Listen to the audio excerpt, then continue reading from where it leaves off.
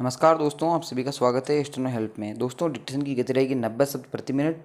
7 से 8 मिनट की डिक्टेशन रहेगी। काफ़ी शानदार डिक्टेशन है, काफ़ी अच्छा मैटर है। आप सभी लोग लिखें और कम से कम गलतियाँ करते हुए ट्रांसक्राइब करें। इसकी पीडीएफ आपको टेलीग्राम ग्रुप में मिल जाएगी। स्टार्ट करते हैं। 3, 2, 1 स्टार्ट।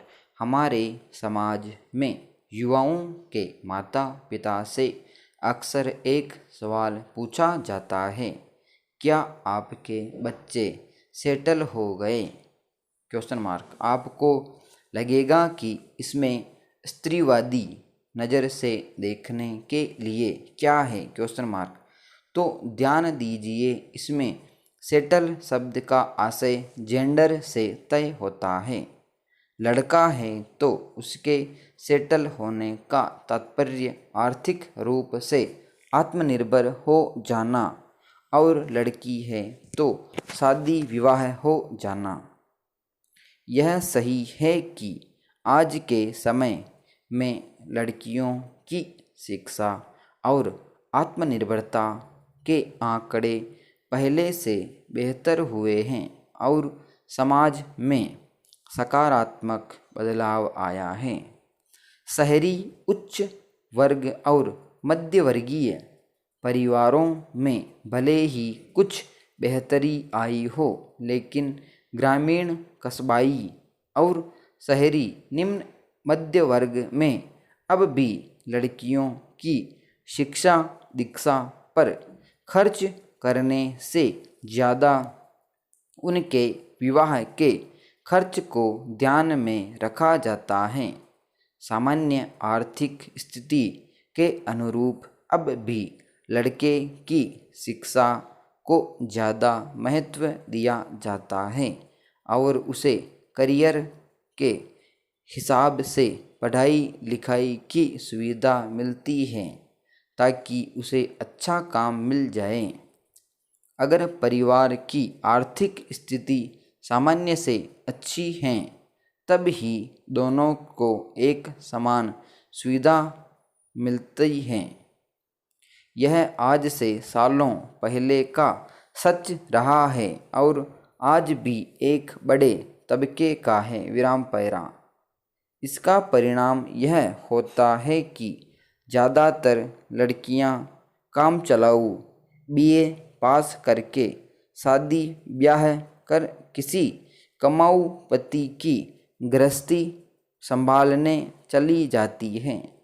कायदे से इस व्यवस्था में किसी को कोई गड़बड़ी नहीं दिखती, लेकिन सोचिए, जब वह आर्थिक आत्मनिर्भरता से वंचित हो जीवन व्यतीत कर रही है और यह कमाऊ संबल छिन जाए, तब क्वेश्चन मार्क परिवार के रोजमर्रे के हजारों खर्चे, 2 या 3 नाबालिग बच्चे और आर्थिक सहारा नहीं रहे, तब क्वेश्चन मार्क पैरा।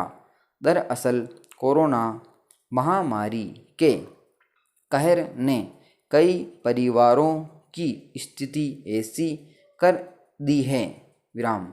उदाहरण के तौर पर एक 4 सदस्यों का परिवार को लीजिए, जिसमें 2 बच्चे 8 से 17 वर्ष के बीच के हैं।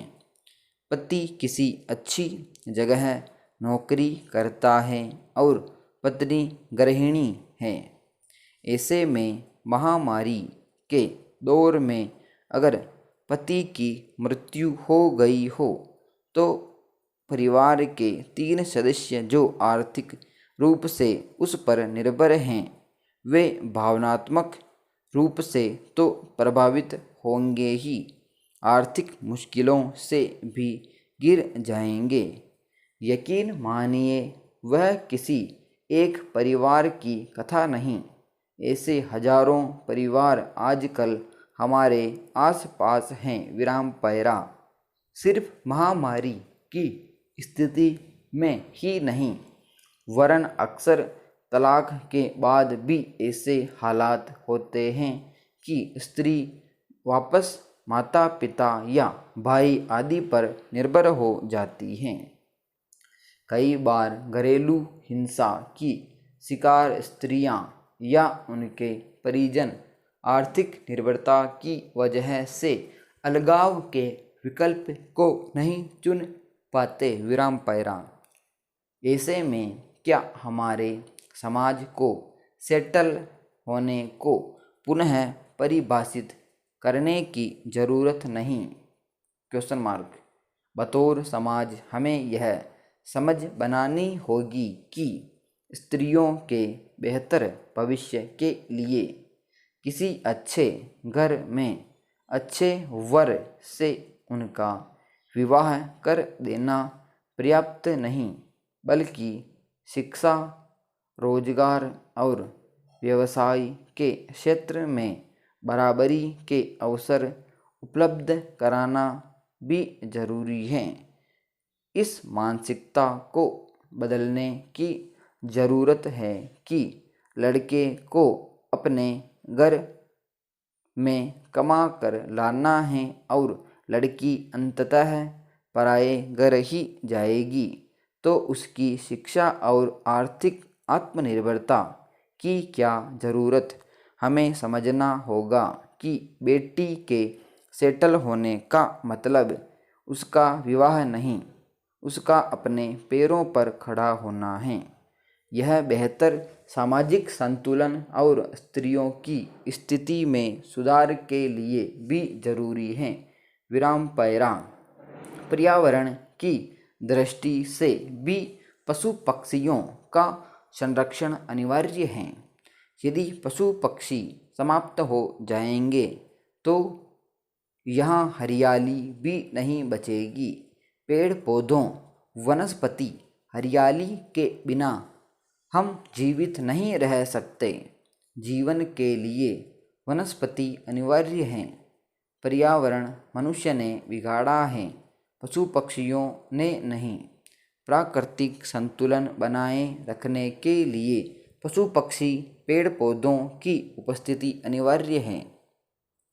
पशुओं का वध पर्यावरण का विनाश है।